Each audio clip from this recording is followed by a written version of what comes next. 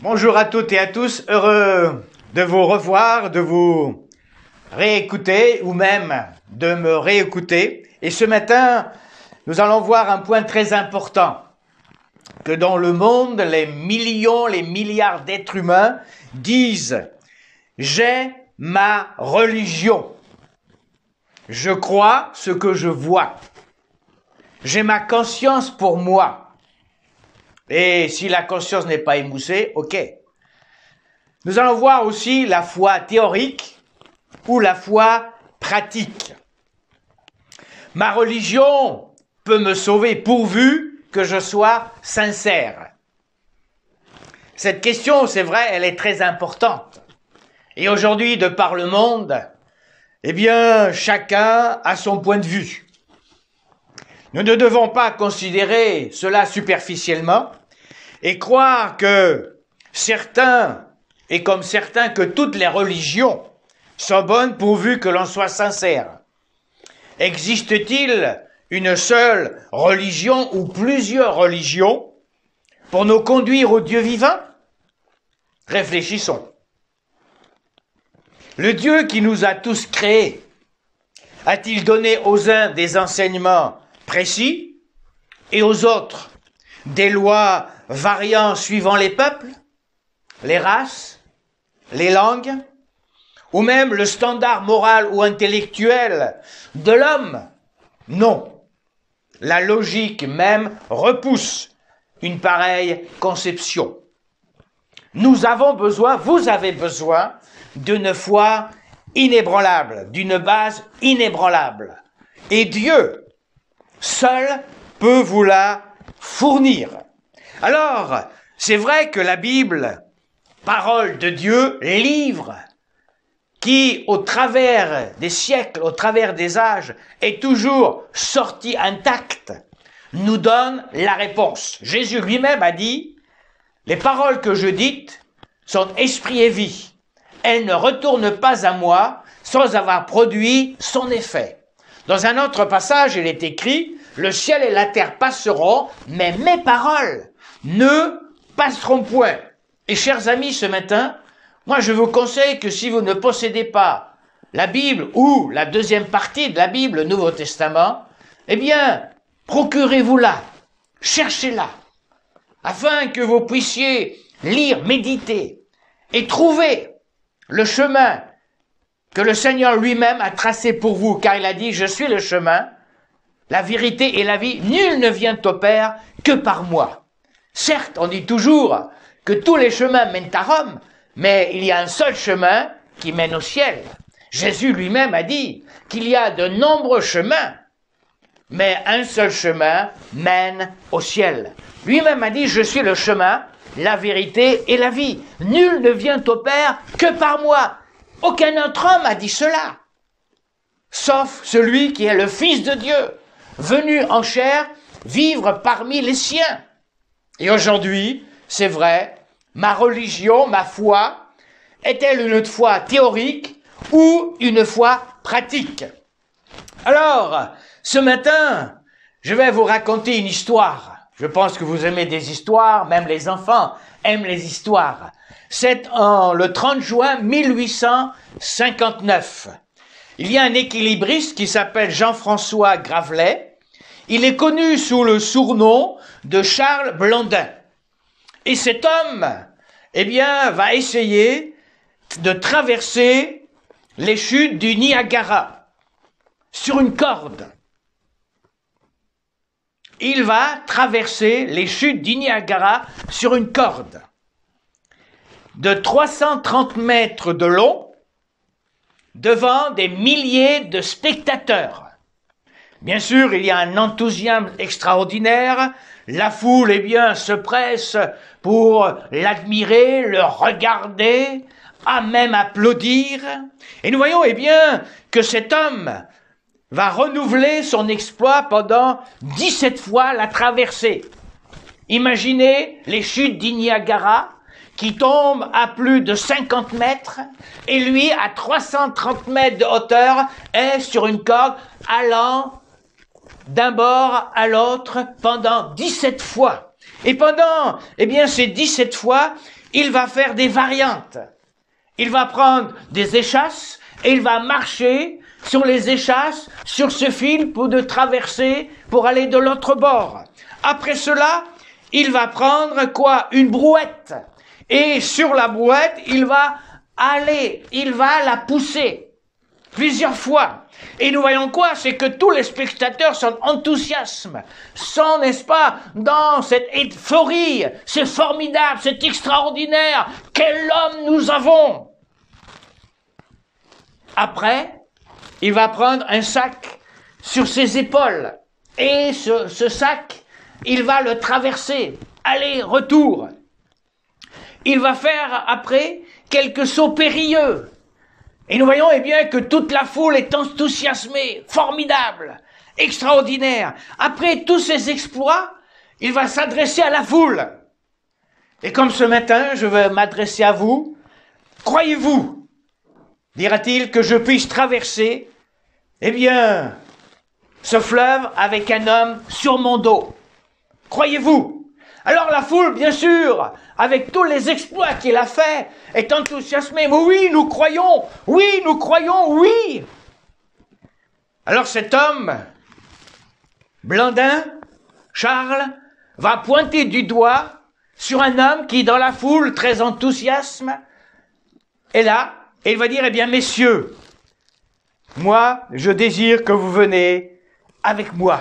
Venez et montez. Quelle a été la réflexion de cet homme? Est-ce qu'il y est allé, franco?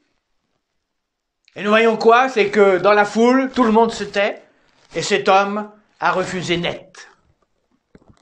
Il croyait aux capacités du funambule, mais seulement sa confiance était théorique. Sa confiance ne l'impliquait pas personnellement. Il n'était pas prêt à confier sa vie à cet homme. Et pourtant, avec tous ces exploits qu'il a faits, il aurait pu, mettre sa confiance en lui en disant, oui, si vous avez pu faire cela avant, vous pouvez le faire avec moi. Il n'était pas prêt à confier sa vie. Et aujourd'hui, mon ami, es-tu prêt à confier ta vie à celui qui de toute éternité est le même hier, aujourd'hui et éternellement? Combien aujourd'hui sont enthousiastes? Combien aujourd'hui, sont dans la joie, mais ne sont pas prêts à confier leur destinée entre les mains de Dieu?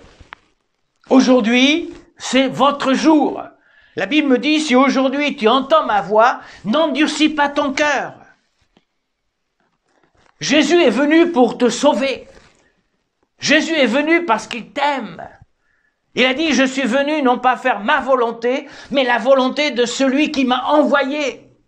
Et la volonté de celui qui m'a envoyé, c'est Dieu, afin que personne ne se perde, mais qu'il ait la vie éternelle. Mais ce matin, es-tu en possession de la vie éternelle? Oh, bien sûr, peut-être me dirais-tu, mais j'ai ma religion, pasteur, j'ai ma croyance, pourvu que je sois sincère. Mais la sincérité ne fait pas de toi un sauvé. La sincérité ne fait pas de toi un sauvé. Jésus est le chemin. Es-tu dans ce chemin? C'est pour cette raison que la Bible est extraordinaire. Elle nous parle d'hommes qui, malgré leur religion, malgré leur dévouement, ont été des hommes qui ont été à l'écoute de ce que Dieu leur disait au travers de son esprit. Et je vais vous lire un passage. Dans le livre des Actes des Apôtres, chapitre 10. C'est un homme qui s'appelle Corneille. Et la Bible dit ceci, il y avait à Césarée un homme nommé Corneille, centenier, dans la cour dite italienne. Nous voyons quoi? C'est que cet homme avait 100 soldats. C'était pas n'importe qui. Il avait la régence de ces hommes. Il était un Romain centenier dans la cour dite italienne. Cet homme était pieux, craignait Dieu. avec toute sa maison. Et je ne veux pas, me disculper en disant peut-être toi tu ne crains pas Dieu, ou tu n'es pas pieux, non. Puisses-tu être déjà dans cet état? Cet homme était pieux, il craignait Dieu, avec toute sa maison, il faisait beaucoup d'aumônes au peuple, et priait Dieu continuellement, extraordinaire, formidable. Nous pourrions dire, que le ciel lui est ouvert. Vers la 9e heure du jour, il vit clairement, dans une vision, un ange de Dieu qui entra chez lui et qui lui dit, Corneille, Dieu te connaît. Dieu ce matin t'interpelle par ton nom. Si tu étais la seule personne sur cette planète Terre pour être sauvé, Dieu aurait envoyé son Fils. Pourquoi? Parce que ne l'oublie jamais, tu es une créature de Dieu. Dieu t'a créé. Et ce qu'il veut, c'est que là où il est, tu y sois aussi. Mais bien sûr, Ésaïe nous dira, nous étions tous errants comme des brebis, chacun suivait sa propre voie. Mais l'Éternel a fait retomber sur lui l'iniquité de nous tous. Dieu te connaît, et ce matin, là où tu es, dans ta position, il vient à ta rencontre, parce qu'il t'aime. C'est son amour, c'est l'amour de Dieu vis-à-vis de cet homme Corneille, que Dieu va envoyer un ange pour, lui montrer plus encore. Il n'était qu'à la porte du ciel. Beaucoup sont à la porte du ciel, mais ce que Dieu veut, c'est que tu sois dans le ciel, c'est que tu y entres. Vous pouvez toujours être à la porte, mais vous ne pourrez jamais participer au repas qui se trouve dans la maison. Vous pouvez sentir les odeurs de la cuisine, mais vous ne pourrez jamais voir le bon repas qu'il y a, les convives, etc. Et nous voyons quoi? C'est que l'ange vient, les regards. Dieu entre, un ange de l'Éternel entre et lui dit, Corneille, les regards fixés sur lui et saisi d'effroi, il répondit, qu'est-ce Seigneur? Et l'ange lui dit, tes prières et tes aumônes sont montées devant Dieu et il s'en est souvenu. Dieu se souvient de toi. Alors si peut-être ce matin dans le dédale de la vie, qui ne t'a pas et peut-être ne t'a pas apporté tout ce dont tu avais besoin, Dieu vient à ta rencontre aujourd'hui, en ce moment, car ce n'est pas le fait du hasard. Avec Dieu, il n'y a pas de hasard. Dieu vient. Peut-être c'est la première fois que tu entends, que tu écoutes ce message, mais Dieu vient afin de te montrer autre chose. Alors, que lui dit l'ange? Envoie maintenant des hommes à Joppé et fais venir Simon, surnommé Pierre qui est logé, c'est un certain Simon corrailleur dont la maison est près de la mer. Dieu ne se trompe jamais. Dieu connaît où se trouve Pierre, son serviteur. Et lui dit, voilà l'adresse. Dieu ne se trompe pas. Dieu n'est pas le Dieu du quand on verra. C'est le oui et l'amen. C'est pour cette raison que Dieu toujours dira aujourd'hui, n'endurcis pas ton cœur, parce que demain ne t'appartient pas. Demain n'est pas en ton pouvoir. Tu peux avoir, ton programme. À telle heure tu feras ceci, à telle heure tu feras cela. Mais, si le fil de ta vie est coupé, où iras-tu? Il y a le ciel ou l'enfer. Et ce que le Seigneur désire, c'est que, aujourd'hui, tu sois en route, non pas vers l'enfer, mais vers le ciel. Aujourd'hui, si tu entends ma voix, n'endurcis pas ton cœur. Alors, bien sûr, peut-être tu vas te reposer sur ce que tu as fait. Corneille aurait pu se reposer. Il faisait des aumônes. Il était pieux. Il priait Dieu continuellement. Nous voyons là un homme religieux à 100%. Mais il lui manque une chose.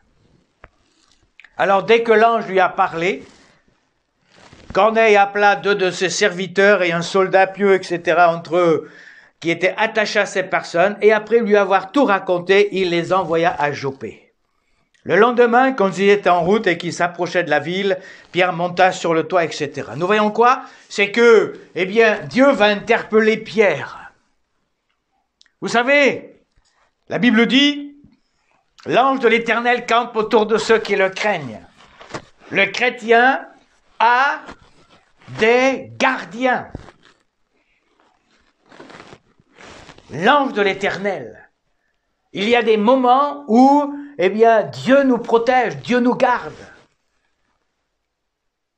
Et là, eh bien, ces hommes vont partir avec l'adresse que Corneille leur a donnée. La seule adresse que Dieu te donne, c'est le ciel, par Jésus. Lui seul peut te donner. Et nous voyons, eh bien, que Pierre va les suivre et va y aller. Et au verset 34, Pierre dit, « Dieu ne fait exception de personne, mais qu'en toute nation, celui qui le craint et qui pratique la justice lui est agréable. » Et Pierre dira aussi, au verset 43, que quiconque croit en lui reçoit par son nom le pardon de ses péchés. Tu ne peux par toi-même te purifier. Tu ne peux par toi-même changer de nature. La Bible, la parole de Dieu, est là. Et aujourd'hui, c'est vrai qu'il y a de nombreuses religions, mais qu'il y a un seul évangile. Et il y a une énorme différence entre religion et évangile. La religion est une œuvre d'homme, des traditions, tandis que l'évangile est un don de Dieu. L'évangile est un don de Dieu. La Bible nous dit que Dieu a tellement aimé le monde qu'il a donné son Fils unique, afin que quiconque croit en lui ne périsse point, mais qu'il ait la vie éternelle. Dieu t'a tellement aimé. Réalises-tu son amour vis-à-vis de ta personne? Réalises-tu que dans ta situation où tu es, Dieu t'aime et Dieu veut intervenir. Dieu veut que ta situation change, mais il ne peut le faire que lorsque toi, tu vas lui accepter, l'accepter. Corneille aurait pu se satisfaire. Il priait continuellement, il faisait des aumônes. C'était un homme juste et pieux pour dire, mais moi, le ciel m'est ouvert. Non. Il se soumet à l'injonction de l'ange en lui disant « Va chez Pierre, va, envoie à Joppé, envoie ». Dieu entend, Dieu voit, mais il lui manquait une chose. La Bible nous dit que le salaire du péché, c'est la mort, mais le don gratuit de Dieu, c'est la vie éternelle. Et nous voyons que Pierre dira que quiconque croit en lui reçoit en son nom, par son nom, le pardon de ses péchés. Qui peut pardonner les péchés? C'est vrai qu'aujourd'hui, les religions disent il y a grand péché, petit péché véniel, petit péché mignon, etc., etc. Je ne veux pas rentrer dans la polémique, mais la Bible dit que tous sont péchés. J'ai péché, tu as péché, je suis pécheur, tu es un pécheur ou une pécheresse. Mais il y a une chose, c'est que Jésus, venant sur cette planète Terre, mourait pour nous. Il a porté nos péchés, notre condamnation, afin qu'aujourd'hui, par l'acceptation, nous recevons le pardon de nos péchés. Il est le seul qui peut nous pardonner les péchés. Ce n'est pas un homme, quel qu'il soit, mais lui seul. Alors, il faut venir à lui, et Pierre le dit bien, oui, que quiconque croit en lui, ces hommes, cette foule, croyaient en ce que Blondin faisait. C'était un homme formidable. Mais était-il prêt à se laisser prendre pour l'amener sur l'autre bord? Ils avaient une foi théorique, ils avaient leur religion théorique, mais ce que Dieu veut, c'est que tu sois pratique, que tu la mettes en pratique. La religion, c'est ce que fait l'homme pour Dieu. Alors bien sûr, on va chercher par tous les moyens à satisfaire le cœur de Dieu. Mais alors, nous n'y arriverons pas parce que nous sommes limités, parce que nous sommes des humains, avec nos faiblesses, avec nos manquements. Tandis que l'Évangile, c'est ce que Dieu a fait pour l'homme. L'Évangile, c'est ce que Dieu a fait pour l'homme. Alors mon ami, voilà la différence.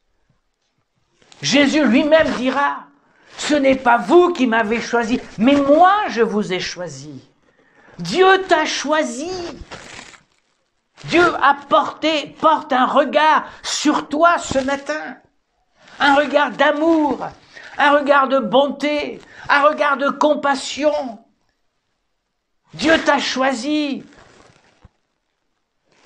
Oui, peut-être es-tu la seule personne que tu dis, mais personne ne m'aime, personne ne s'occupe de ma situation. Mais Dieu, lui, veut s'occuper de ta situation. Parce que tu es une de ses créatures. Le choix de Dieu est quelque chose d'extraordinaire. Dieu aimait Corneille. Et Dieu t'aime. Ce matin, la volonté de mon Père, dira Jésus, c'est que quiconque voit le Fils croit en lui ait la vie éternelle. Et je le ressusciterai au dernier jour. La volonté de mon Père, la volonté de Dieu ce matin, c'est que tu crois dans le Fils Jésus, sauveur de l'humanité. Oui, la religion, c'est ce que l'homme fait pour Dieu. Mais l'Évangile, c'est ce que Dieu fait pour l'homme. Et Dieu a fait de grandes choses, et il veut faire de grandes choses. La religion, c'est la quête, c'est l'homme en quête de Dieu. Aujourd'hui, on cherche Dieu, mais Dieu est là. Dieu est là. Ne fais pas des kilomètres. Ne cherche pas midi à 14h. Dieu est là pour te bénir, pour intervenir, pour agir. La Bible dit que l'oreille de Dieu n'est pas trop sourde pour entendre nos cris. Les mains de Dieu ne sont pas trop courtes pour bénir. L'Évangile, c'est ce que Dieu fait pour l'homme. La religion, c'est ce que l'homme va faire pour Dieu. Alors bien sûr, il va essayer par tous les moyens. Tandis que l'Évangile, c'est Dieu qui cherche l'homme. Dieu te cherche ce matin. Jésus dira, si quelqu'un entre par moi, il sera sauvé. Je suis le bon berger. Je donne ma vie pour mes brebis. Je suis la porte des brebis. Oui, Dieu te cherche au travers de Jésus. Et l'apôtre Paul te dira qu'il n'y a pas de salut en aucun autre nom qui était donné sous le ciel, aucun autre nom par lequel nous pouvons être sauvés, savoir Jésus-Christ. Jésus-Christ est le seul médiateur entre Dieu et les hommes. Il est le seul lien. Alors ce matin, mon ami, mon frère, Dieu te cherche. Parce qu'il a déployé tout ce dont il avait de plus cher pour toi. La religion consiste pour l'homme à grimper l'échelle de sa propre justice avec l'espoir de rencontrer Dieu au dernier barreau. Alors bien sûr, on va faire tous nos efforts, mais l'Évangile consiste pour Dieu à descendre de l'échelle par l'incarnation de Jésus-Christ. Jésus a quitté son ciel de gloire. Réalises-tu cela? Ce Dieu qui faisait les délices de son Père, dont la Bible me dit qu'il jouait sur les astres, a quitté son ciel de gloire pour venir au milieu des humains. Il est descendu plus bas que terre. Il a pris une forme humaine. Il s'est chargé de nos maladies. Il s'est chargé de tes péchés. Il s'est chargé de ta condamnation parce que le diable veut ta mort. Mais Jésus, lui, veut ta vie. Alléluia. Afin que tu vives avec lui pour l'éternité. La Bible me dit que Dieu prouve son amour envers nous en ce que, lorsque nous étions encore des pécheurs, Christ est mort pour nous. Dieu n'a pas attendu que nous l'aimions pour nous aimer. Il t'aime dans l'état où tu es ce matin. Est-ce que tu le réalises? Dieu t'aime. Dieu t'aime. Réalises-tu ce Dieu d'éternité, créateur du ciel, de la terre, créateur de tout ce qui s'y trouve autour de toi? Dieu t'aime et il vient en la personne de Jésus. La Bible me dit que Christ, au temps marqué, est mort pour moi, pour toi, pour nous. Et il y avait un temps où Jésus a dit, je viens, ô Dieu, mon Père, non pas pour faire ma volonté, mais ta volonté. Quel sauveur merveilleux je possède, alléluia. Je me réjouis de savoir qu'un jour mes yeux verront Jésus. Et toi? Oui, Corneille était un homme juste et pieux, mais il lui manquait une chose.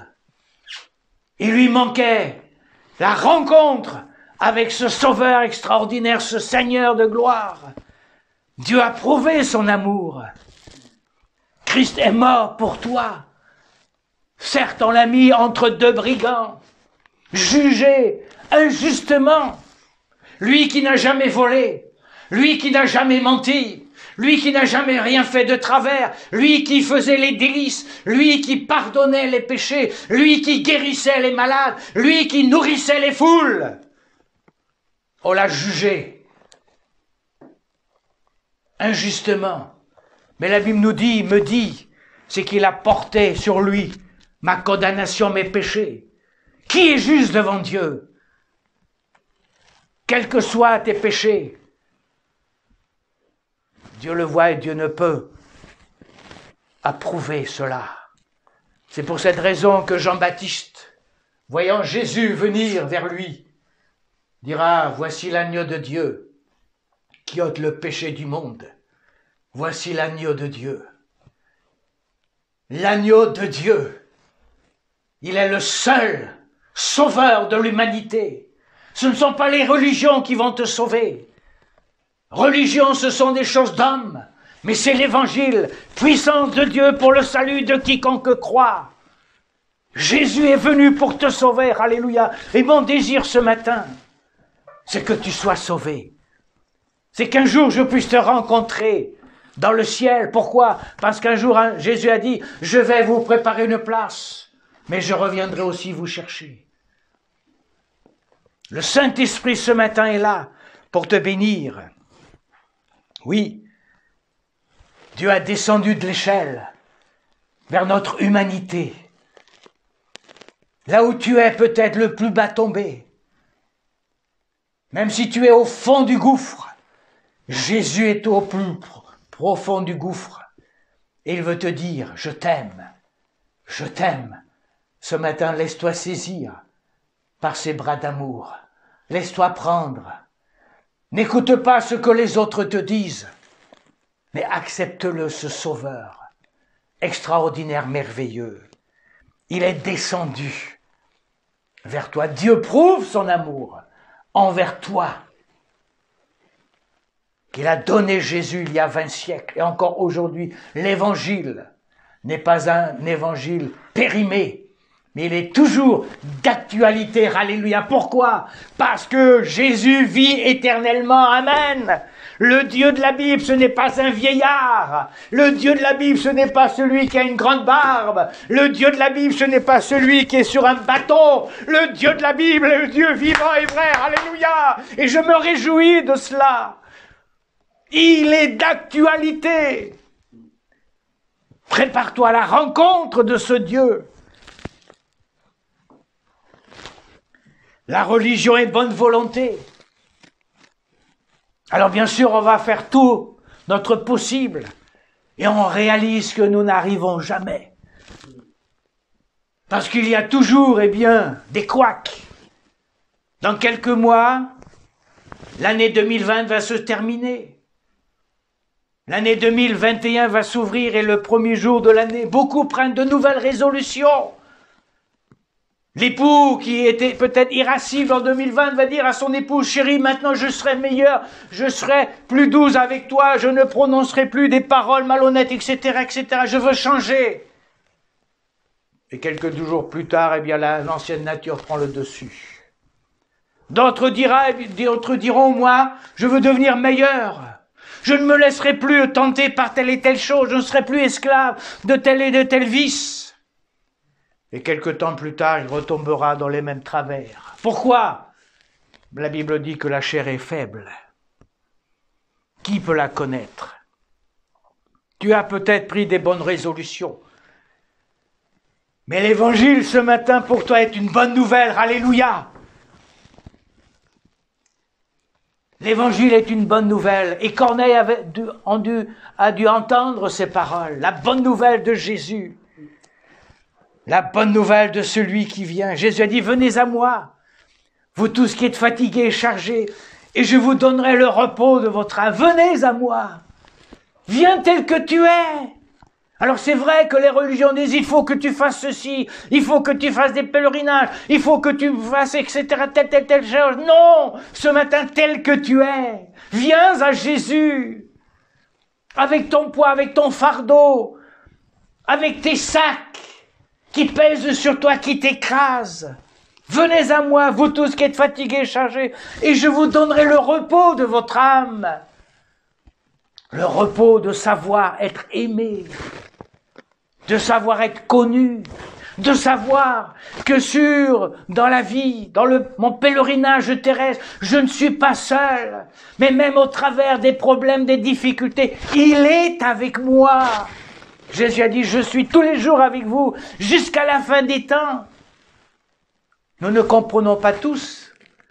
C'est vrai, il y a des choses qui nous dépassent, mais lui, il les comprend. Et c'est pour cette raison que lorsque nous rentrons dans la communion avec lui, lorsque nous le prions, lorsque nous l'invoquons, Dieu dit, invoque-moi, et je te répondrai.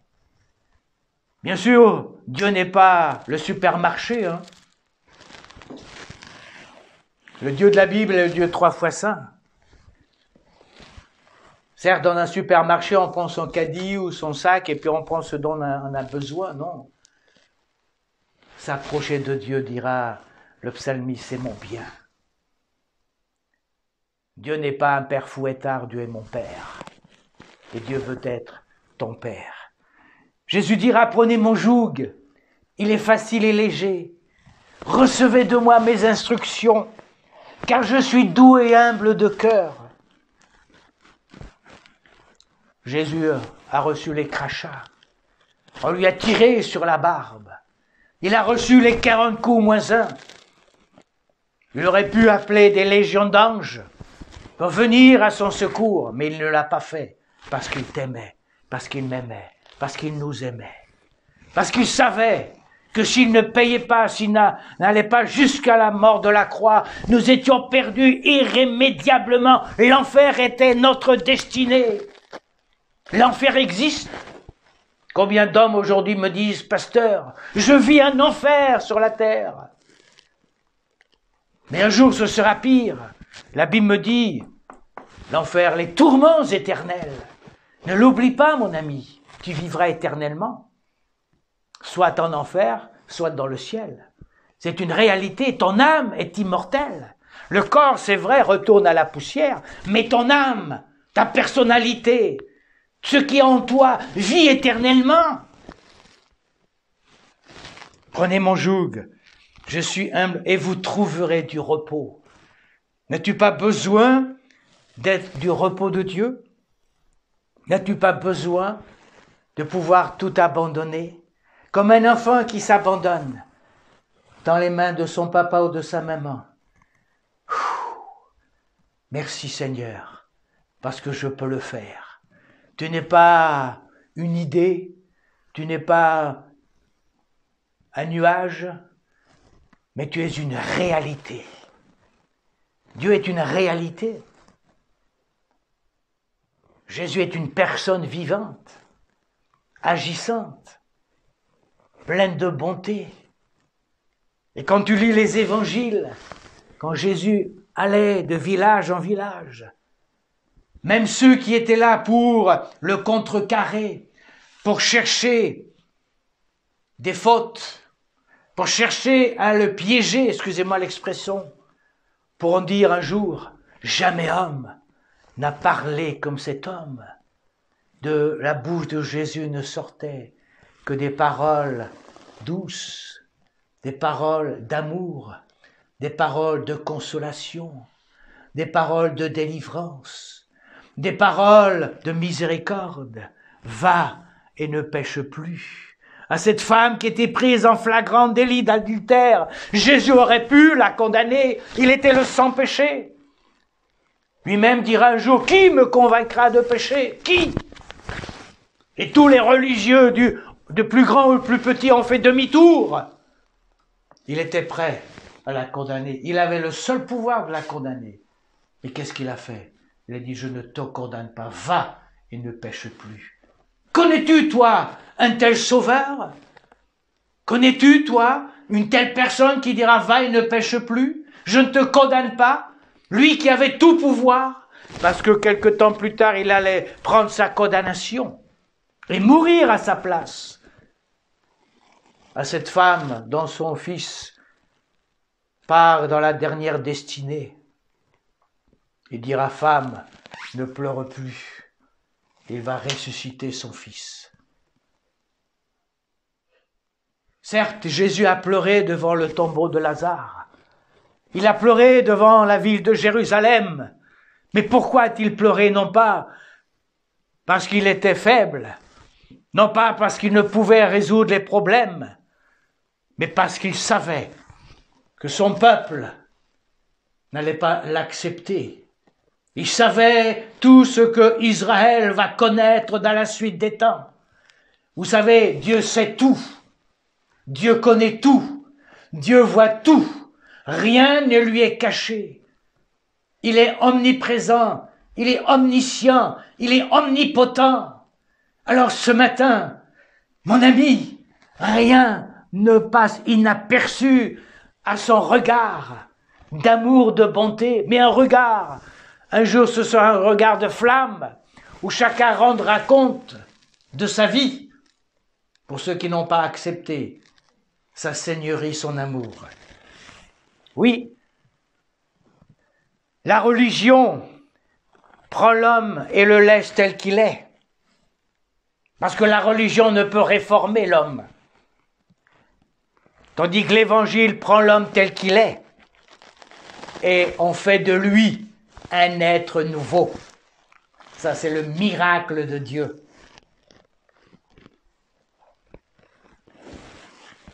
Changer. La Bible dit, l'apôtre Paul dira, si quelqu'un est en Christ, il est une nouvelle création. Les choses anciennes sont passées. Voici, toutes choses sont devenues nouvelles. Tout est nouveau.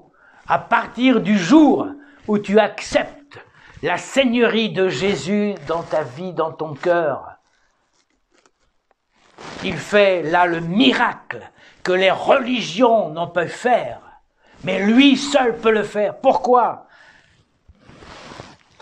Parce qu'il est le créateur de toutes choses, parce qu'il est le maître, parce qu'il est le Seigneur, parce que il transforme l'extérieur. Comment? Les religions réforment l'extérieur, tandis que l'Évangile transforme l'intérieur. C'est pour cette raison que Dieu dira, « Mon fils, donne-moi ton cœur ». Jésus dira que c'est du cœur que viennent les mauvaises choses. Donne-moi ton cœur, et je ferai moi, et je te donnerai un nouveau cœur. C'est pas l'habit qui fait le moine, hein? Seigneur, change-moi. Et quand le cœur est changé, les directions sont changées, les pensées sont changées, la vision est changée, le langage est changé. Le cœur est un muscle. Et vous le savez tous que si Vous enlevez le cœur, la mort s'ensuit. Aujourd'hui, ton cœur, peut-être est-il rempli de plein d'impuretés. Donne-le lui. Il fera lui-même l'intervention chirurgicale extraordinaire. Et tu seras une nouvelle création. C'est pour cette raison que Jésus dira à Nicodème, il faut que tu naisses de nouveau. Il faut que tu naisses de nouveau. Cher Nicodème était un docteur de la loi, un religieux, versé dans les Écritures, dans la loi de Dieu. Mais cela, c'était l'intelligence.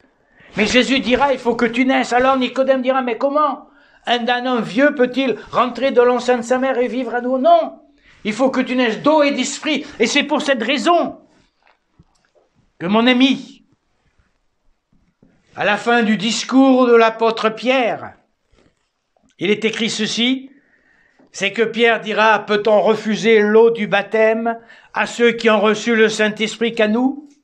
Et nous voyons bien que toute la famille, tous ceux qui étaient dans la maison de Corneille se sont engagés par les eaux du baptême. Pourquoi? Parce que le baptême est un engagement d'une bonne conscience envers Dieu, envers les hommes, mais aussi envers le diable. Alors tu vas me dire, mais pasteur, moi j'ai été baptisé quand j'étais bébé. Et mon ami, ce n'est pas le baptême des bébés. Jésus a été baptisé à l'âge de 30 ans. Baptême veut dire immerger, plonger. Ce que tu as reçu, ce que moi aussi j'ai reçu, c'est l'aspersion.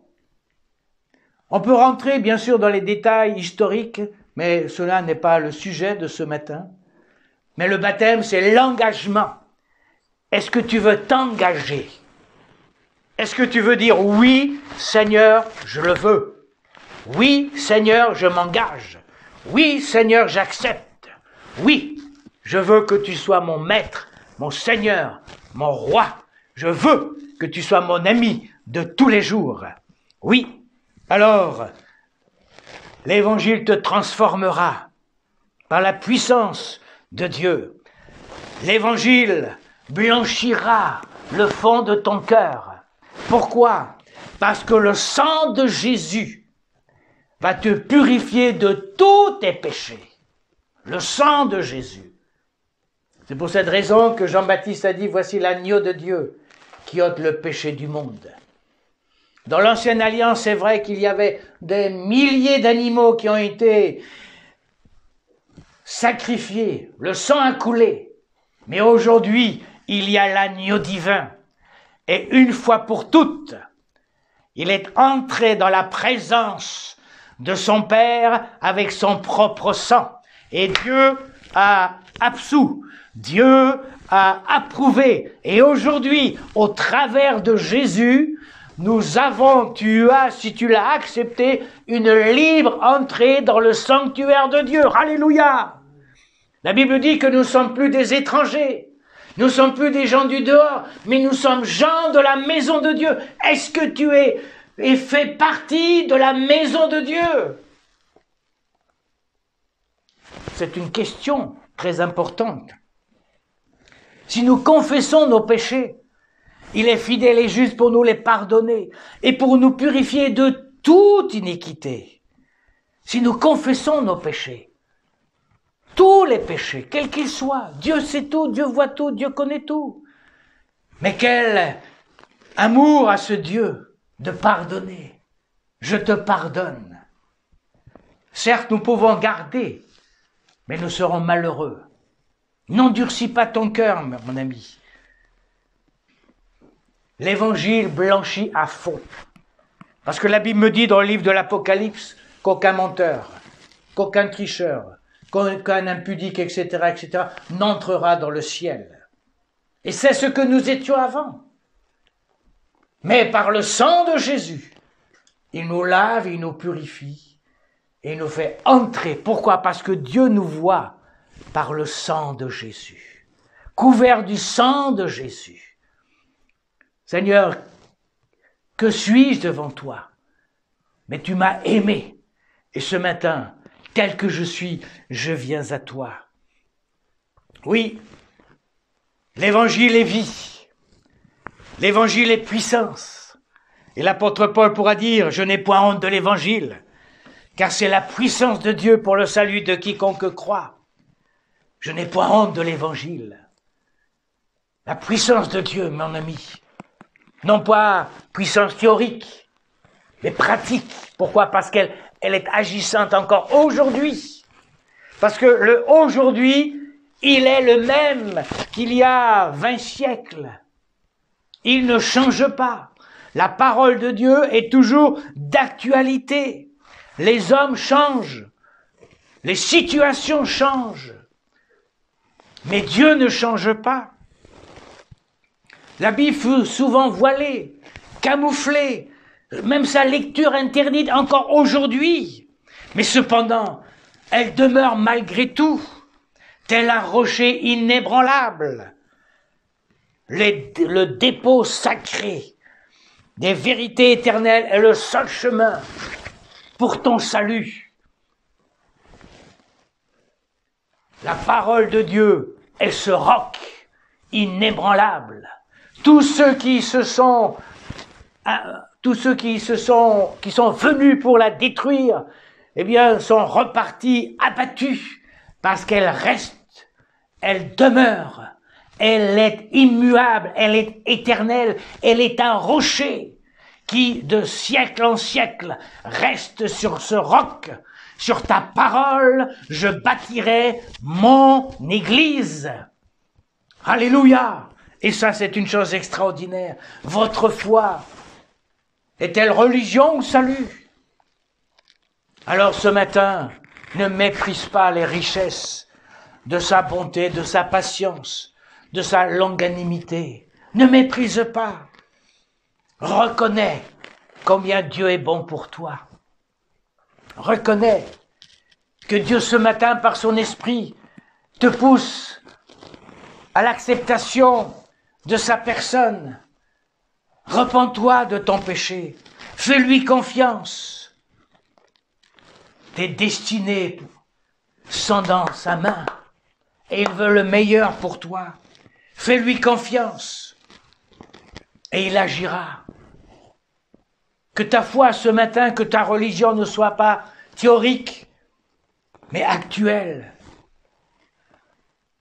Et nous voyons quoi? C'est que Corneille, avec tous ceux qui étaient là, étaient dans la joie, dans la félicité, parce que dans leur maison, la présence de Dieu était là, alléluia. Il a continué à être, eh bien, ce centenier, mais avec une nouvelle direction, en sachant que Jésus est son berger, en sachant que Jésus est son ami, en sachant que Jésus est celui qui, eh bien, le conduira. Et un jour, peut-être le verrons-nous dans la gloire.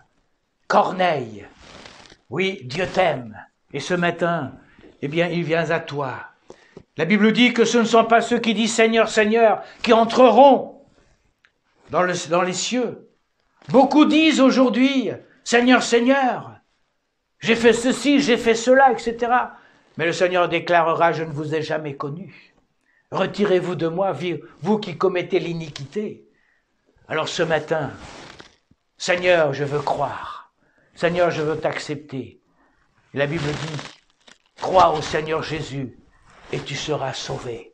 Cet homme, ce geôlier, était prêt à se tuer. Mais il y a toujours une issue. Il y a toujours une issue.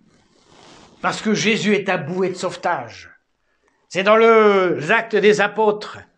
Nous voyons là Paul et Silas, mis en prison.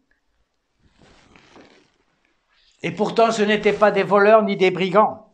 Au contraire, ils ont opéré une délivrance concernant cette dame qui avait un esprit démoniaque de Python. Mais bien sûr, les maîtres de cette dame, voyant quoi? Que, eh bien, leur profit était maintenant terminé, ont soulevé la foule et on dit, eh bien, ces hommes viennent annoncer autre chose. Mais ils ne se sont même pas inquiétés de cette pauvre dame. Ce qu'ils voulaient, c'est voir leur profit. Bien sûr, la foule s'était levée. La foule se leva contre eux. Les prêteurs, ayant fait arracher leurs vêtements, ordonnèrent qu'on les bâtît de verges. Et ils furent jetés en prison. Après les avoir chargés de coups, ils les jetèrent en prison, recommandant au geôlier de les garder sûrement.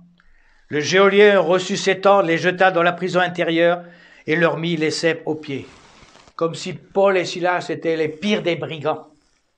Le diable désire briser la puissance du Saint-Esprit. Certes, ils ont reçu les coups. Certes, ils ont eu les ceps aux pieds, aux mains, jetés dans la prison intérieure. Mais Dieu, lui, n'est pas lié. Alléluia. Dieu n'est pas lié. Et nous voyons quoi? C'est que vers le milieu de la nuit, Paul et Silas priaient et chantaient les louanges de Dieu. Ils chantaient. Les prisonniers se sont dit, mais ces deux hommes deviennent fous. Ils déraillent avec tout ce qu'ils ont subi. Ils commencent, n'est-ce pas, à dérailler. Mais la Bible me montre qu'ils chantaient les louanges de Dieu. Honore Dieu et Dieu t'honorera. Souvent, nous attendons que Dieu intervienne. Mais Dieu veut que nous puissions mettre nos vies à son diapason. Imaginez un chef d'orchestre et que vous êtes un des musiciens et vous jouez d'un instrument. Il y a d'autres instruments et vous dites, moi, la partition, cela ne m'intéresse pas, je vais jouer comme cela me plaît. Quand le chef d'orchestre va brandir sa baguette, pour commencer, et si vous jouez de votre manière, qu'est-ce que cela sera? De la cacophonie. Vous dira, mais monsieur, madame, excusez, non, il y a une partition, vous devez suivre la partition. Dieu t'a donné sa parole. Si tu m'honores, je t'honorerai, dit Dieu. Aujourd'hui, on veut bien de Dieu, pour qu'il soit notre paravent, pour qu'il soit notre bouclier, pour qu'il soit notre parapluie. Mais est-ce que nous voulons faire ta volonté? Jésus dira que ta volonté soit faite dans le ciel et sur la terre.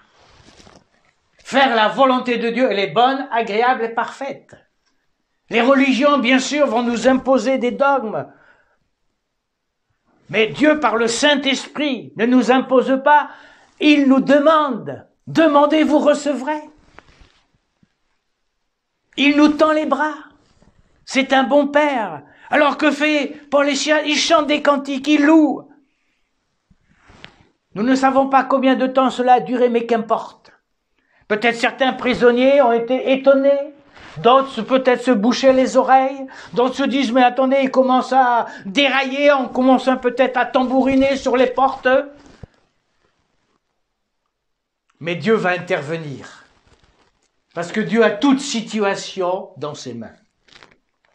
Toute situation. Ces hommes, pour un bienfait, sont mis en prison. Mais croyez-vous que Dieu va dire, ok, c'est bon, c'est terminé? Non. Dieu n'a pas fini d'intervenir et d'étonner. Et la Bible nous dit quoi?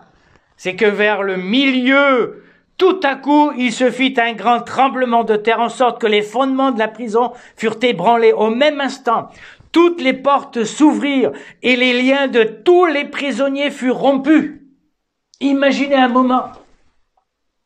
Tremblement de terre, les portes qui s'ouvrent, les ceps. Les prisonniers sont libérés. Oh, étonnement, stupéfaction, que se passe-t-il? C'est vrai qu'il y a des tremblements de terre, des maisons s'écroulent, des milliers de morts, etc., etc. Mais là, nous voyons quoi? Le tremblement de terre de Dieu. Quand Dieu intervient, ce n'est pas pour la mourir, mais c'est pour que tu vives. Pour que tu vives. Ces hommes sont stupéfaits. Que se passe-t-il? Et dans leur stupéfaction, le geôlier se réveille. Et lorsqu'il vit les portes de la prison ouvertes, il tira son épée et allait se tuer, pensant que les prisonniers s'étaient enfuis. Automatiquement, pour lui, ça fait une vision. Qu'est-ce qui va m'arriver? Le lendemain matin, je serai mis sur le poteau d'exécution. Je n'ai pas surveillé les prisonniers, je suis responsable. Et il veut se tuer. Le diable paye toujours très cher ce qu'il donne. Mais Paul cria d'une voix forte. Qu'est-ce qu'il lui dit? Ne te fais point de mal, nous sommes tous ici. Ah! Personne ne s'est sauvé de la prison. Tous sont là, peut-être même devant la porte de leur prison. Et le geôlier qui, dans l'étonnement, vient. Alors le geôlier, ayant demandé de la lumière, entra précipitamment et se jetant tout tremblant aux pieds de Paul et de Silas, il les fit sortir. Et dit, Seigneur, que faut-il que je fasse pour être sauvé? Paul et Silas répondirent, eh bien, ce que tu nous as fait, nous, on va te le faire maintenant. C'est ça? Les coups qu'on a reçus, on va te les transmettre. Hein? Non. Crois au Seigneur Jésus et tu seras sauvé. Toi et ta famille. Nous méritions la mort. Jésus l'a reçu. Et aujourd'hui, le Seigneur te dit, crois en moi, afin que tu sois sauvé. Je ne veux pas te condamner. Je ne suis pas là pour te condamner, parce qu'aujourd'hui, c'est un jour de grâce, c'est un moment de grâce. C'est un moment de bénédiction. Un jour viendra où il y aura le règlement des comptes, où chaque homme devra rendre compte, mais aujourd'hui, je suis là pour te pardonner. Aujourd'hui. Alors que fait ce geôlier? Il le fait rentrer dans sa maison, pense les plaies, etc. Et lui, toute sa famille, acceptent la seigneurie de Jésus et ils furent baptisés. Une réunion extraordinaire. On pourrait dire, mais cela va se terminer dramatiquement. Dieu est au gouvernail des éléments. Dieu est au gouvernail de ce monde. Et si Dieu est au gouvernail de ce monde, il veut être au gouvernail de ta vie, mon ami, de ta barque, de ta chaloupe. Et il veut te diriger. Parce que Dieu n'a pas fini de t'étonner, parce que c'est le Dieu créateur du ciel et de la terre. Il dira lui-même qu'il sait quand un oiseau tombe. Quelle attention à Dieu. Il connaît même le nombre de tes cheveux. Quelle science, quelle attention, quel amour, quelle suprématie. Ne veux-tu pas ce matin te remettre tel que tu es entre ses mains? Ne veux-tu pas t'abandonner et dire merci au Dieu de m'avoir envoyé Jésus, ce sauveur, non pas une religion, mais cet évangile de vie, de paix, d'amour. Cet évangile qui ce matin, par le Saint-Esprit, va me transformer, va me donner une nouvelle orientation, va m'ouvrir des yeux nouveaux. Certes, dans mes problèmes, dans mes difficultés, dans ma situation, mais je ne serai plus jamais seul, parce que tu as dit que tu seras avec moi. Alors ce matin, Seigneur, je t'accepte comme Sauveur, comme Seigneur, et comme maître. Je viens à toi. Je vais vous chanter ce cantique. Et pendant ce cantique, si vous le connaissez, vous pouvez aussi le fredonner ou le chanter. Et si vous ne le connaissez pas, que vous puissiez réaliser ces paroles extraordinaires. Dieu n'attend pas le meilleur de vous. Dieu attend que vous veniez tel que vous êtes. Maintenant.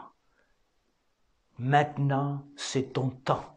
Maintenant, aujourd'hui, tel que je suis sans rien à moi, sinon ton sang versé pour toi et ta voix qui m'appelle à toi, agneau de Dieu, je viens,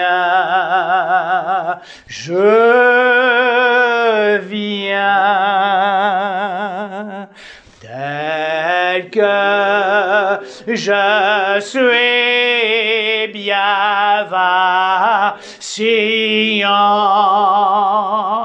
en proie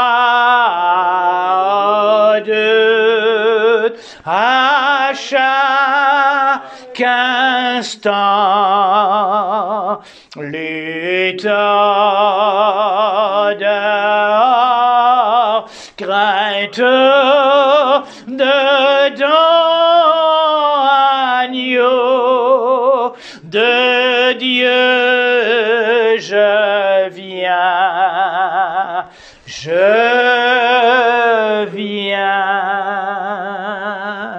tel que je suis, ton cœur est prêt à prendre le mien tel qu'il est, pour te changer, sauveur parfait, agneau de Dieu, je viens,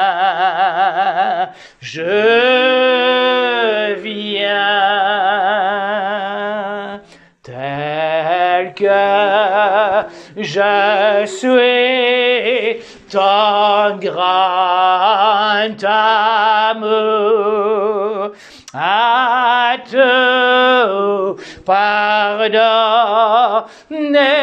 sans retour. Je veux être à toi dès ce jour, agneau de Dieu, je viens,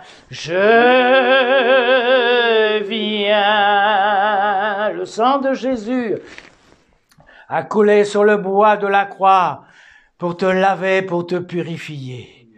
Lui seul peut te transformer. La Bible me dit, un léopard ne peut changer sa peau, mais Dieu peut te changer ce matin. Alors, la voix de Dieu t'appelle. Peut-être es-tu vacillant, clopin, en proie au doute, mais ce matin, il est là. L'agneau de Dieu est là. Si tu fais un pas, lui, il en fait 10. La Bible dit qu'il n'a pas attendu pour que nous l'aimions pour l'aimer. Il t'aime. Ce matin, son cœur est prêt. C'est aujourd'hui. Ce n'est pas demain. C'est maintenant. Maintenant. Oui, Seigneur, change. Il veut changer. Il veut te transformer. Viens à lui. Son amour est là pour toi ce matin. Son amour est là. Pour tout pardonner.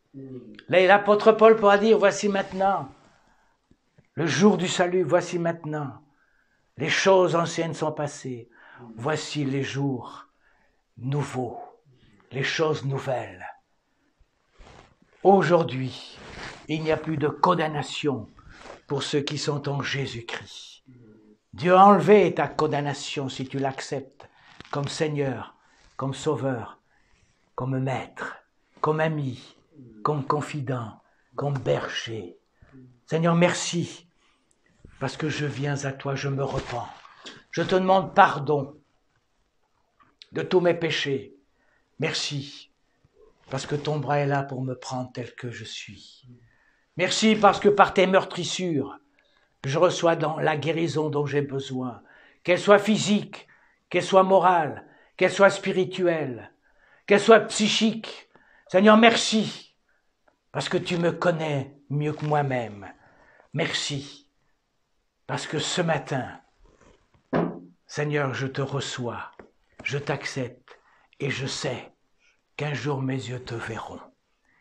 Merci pour l'action du Saint-Esprit qui met cela dans mon cœur, que cela est oui et amen.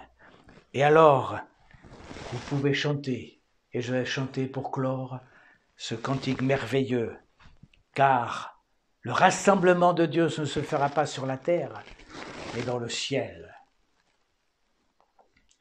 Comme Jésus est parti, il reviendra. Il a dit lui-même, et ses paroles sont immuables. Contemplez mon Dieu sur son trône, vivre avec Jésus dans le ciel, jeter à ses pieds ma couronne, c'est là le bonheur éternel. Et dans le ciel, oui, dans le ciel, dans le ciel, oui, dans le ciel, vivre avec Jésus dans le ciel, dans le ciel, dans le ciel, oui, dans le ciel, c'est là le bonheur éternel. Unir ma voix au chant des anges, bénir, louer, Manuel, chanter à jamais ses louanges, c'est là le bonheur éternel. Dans le ciel, et dans le ciel, vivre avec Jésus dans le ciel, dans le ciel, dans le ciel, oui, dans le ciel, c'est là le bonheur éternel.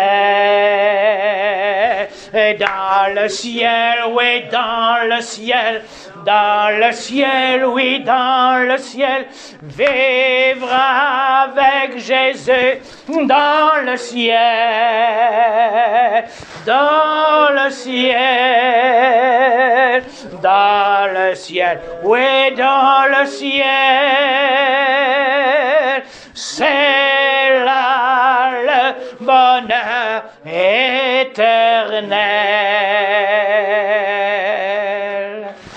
Que Dieu vous bénisse. Nous nous rencontrerons dans le ciel. Amen. Amen. Amen.